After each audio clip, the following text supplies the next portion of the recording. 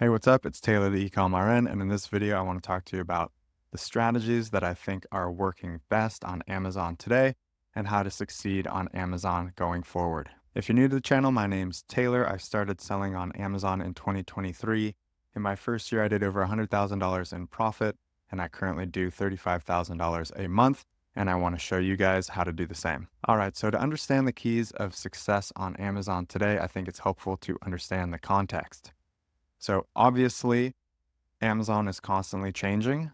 And not only that, but the entire e-commerce space is constantly changing. So it only makes sense that your strategies should change as well. That said, I think the fundamentals of Amazon FBA are still good. The percent of all retail sales that take place online is still relatively small, and there's still a lot of room for online sales and online retail to continue to grow. Not only that, but Amazon's share of online retail is by far the largest of any platform, and it is still trending up. So I think both those things combined mean that Amazon is still a great place to be making money online. But to understand what's working best now and what I think will work best in the future, I think it's helpful to look at the past for a little bit of comparison. So there's obviously multiple ways to make money on Amazon. I personally do Amazon FBA, so we're just going to focus on that for the sake of this video. And you may have heard of people throwing around the word or the term private label. Private label is essentially where you buy a generic product from a manufacturer and put your own label on it. You put your own brand name on it, your logo on it, and you sell that generic item. So private label was huge on Amazon several years ago. I'm going to call that phase the private label 1.0. Private label 1.0 was essentially just taking generic products sourced from China and putting an American brand name on it, a fresh logo, and trying to make the listing higher quality and speak more to an American audience, as opposed to the generic Chinese listings that were very prevalent, which obviously had a lot of room for improvement. This gave way to what I'm going to call private label 2.0, which I think is the phase that we're still kind of in right now. And that essentially, as I'm defining it, is modified or improved products sourced from China that are targeting a specific customer or a specific niche, and they have more fully developed branding and even higher quality listings. The trend that I think we're seeing on Amazon now is coming more fully into this private label 2.0 and beyond. So what I would call maybe like a proper brand.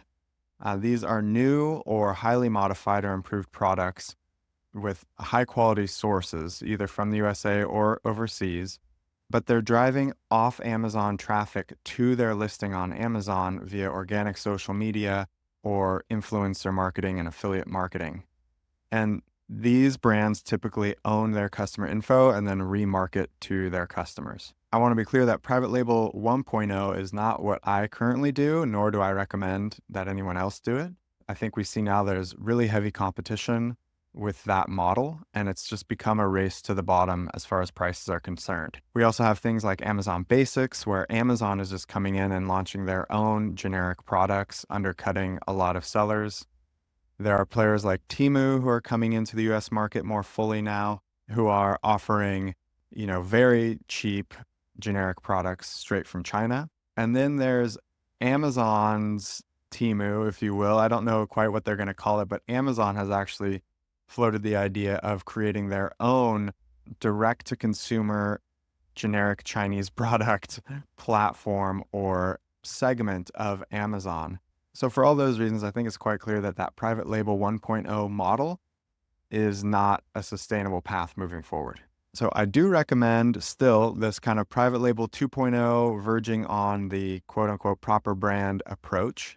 I think this is backed up by a lot of Amazon's policies and what they're currently doing and pushing towards on their platform, which are things like brand registry. So if you become a registered brand, you have access to what they call A+ content or premium A+ content. And this is just a way to make your listing stand out even more from the other generic listings. There's even the Amazon Seller Growth Program. So I haven't heard anyone else talk about this actually, but an associate of Amazon actually contacted me saying that they identified my brand as a potential high growth brand. And they gave me one-on-one. I had video calls with this guy where he walked through my listings and gave me a checklist of things to improve upon so that I could continue to grow my brand on Amazon. Then there are things like Amazon affiliates and even Amazon's new partnership with TikTok Shop. So I think for all those reasons, we're seeing that the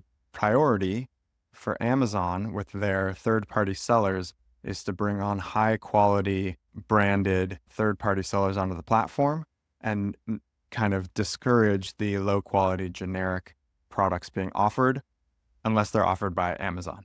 I think a fair point to bring up here is the question, well, why bother with Amazon at all if you need to drive outside traffic to their platform?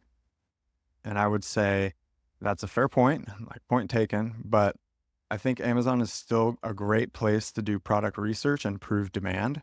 The nature of Amazon as a search engine allows you to track keyword trends and see what kind of keyword volume is happening on the platform. And that can really help you determine which products or which niches you have an opportunity to join. Amazon still has the best fulfillment, at least in the United States. It's very hard for anyone to compete with their Prime shipping, the 2-day shipping. And they also have, an excellent logistics network already in place. And then lastly, Amazon as a platform has a lot of built-in trust. So people know that if they buy something on Amazon and they don't like it, they can just return it, no questions asked, and get a full refund.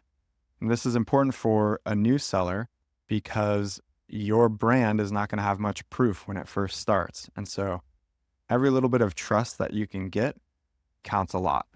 So I think that especially when you're starting, Amazon can be a great foundation and a great place to springboard and launch your product from for all those reasons I just mentioned. The fulfillment's already taken care of, there's built-in trust, and you can do a lot of excellent product research on the platform. Okay, so that was kind of just theoretical, but I think it would be cool to go over some quick case studies of a couple brands that I think highlight this exact trend. So let's check it out. Okay, so the first brand is a part of this niche beef organ complex or beef grass-fed bovine supplement. If you're like me and you're into the gym, you're into working out, you've been around the supplement space, you probably know that these supplements have just been popping off. I've actually used this brand, Heart and Soil, before, and what you'll notice is this is a really popular niche. There's quite a few sellers, but they all kind of have a similar vibe going on here until we come down to the feature of this episode, this product here, Primal Queen.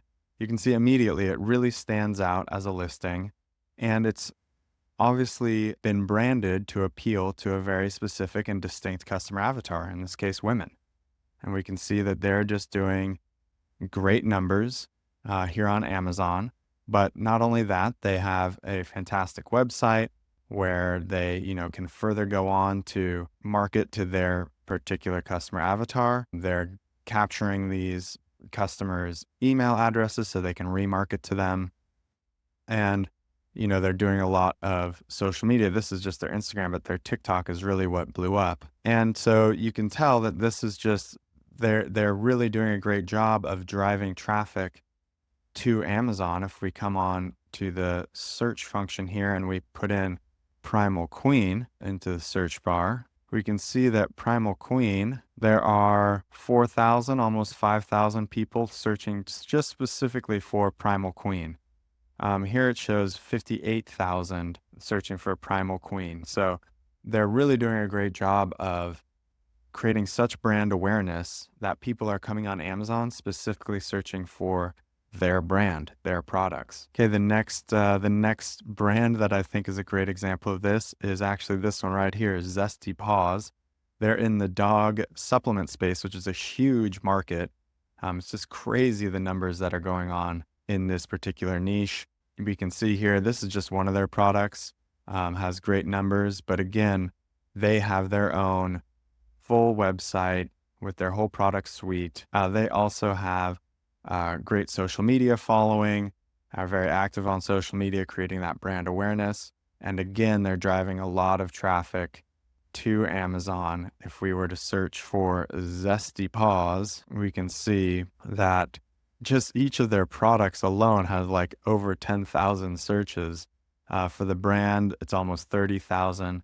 So they're just really putting into practice that idea of creating a brand with actual brand identity that people are drawn towards, that people actually want to go out of their way to purchase their particular products. And again, like I mentioned before, you might ask the question, well, why bother with Amazon then? Well, like I said, it's a great place to start. It's a great foundation. There are a lot of things that you don't have to worry about as a new e-commerce seller if you're selling on Amazon. You don't have to worry about setting up fulfillment channels. You don't have to worry about returns because Amazon's going to handle all the returns. And you have that built-in trust on the marketplace. But as you go on to grow as a brand, another great feature is that you can use Amazon to help that transition. You can actually link your Shopify or whatever website hosting you want to use to Amazon on the back end and have Amazon fulfill your customer orders if you don't want to go through the process of finding your own third-party logistics partner. You can use Amazon in that interim as you make that transition. So I still think it makes a lot of sense to use Amazon as kind of the springboard for your initial success. And then if you go on to build outside of Amazon, that's even better. And now Amazon can just function as an additional sales channel for you. Okay, so I hope that gives you an idea of what I was talking about when I was talking about a quote unquote proper brand. I think those examples show the power of Amazon and the way that you can use it as a foundation to build out your business. If you go on to do other things, that's fantastic. You can use Amazon to kind of bridge the gap as you branch out to other e-commerce platforms, and you'll still have all of the sales that come in from Amazon because Amazon has so many people visiting its platform to make purchases. But if all that seems a little bit crazy, like those numbers are just wild and the amount of followers that they have on social media and their high quality websites just seems kind of out of reach for you for the time being, that's fine. Don't worry. If you're a new seller, what I really want you to take away from this is just the fact that the private label 1.0 model is just not something that I think you should pursue going forward. Don't get tricked into following along someone's course or anything like that. That's just telling you can just take some generic product from Alibaba, slap your label on it and sell it on Amazon. It's just not the case. I really don't think that's the trend that we're on, and I don't think that's the way to have success going forward. That said, I think the private label 2.0 approach is still viable, and I think that's the mindset that will allow you to grow into this quote unquote proper brand. Once you get your footing, once you start to understand the e-commerce world, you start to understand working with manufacturers and supply side logistics, customer fulfillment, all that kind of stuff, then you can start to branch out and pursue bigger and better things. But having Amazon as that foundation, I think, is a really great place to start, even today in 2024. Cool, that's it for this video. I hope it was helpful. If you'd like more help trying to figure out how to have success with your first Amazon product, you can check out the link from my free school community in the description. It's a community I'm building just for new Amazon sellers who want to come together, brainstorm. You can learn what I've learned the hard way. So hopefully you don't have to make the same mistakes as me, and we can all share and we can all grow together. Hope to see you there. And otherwise, I'll see you in the next video.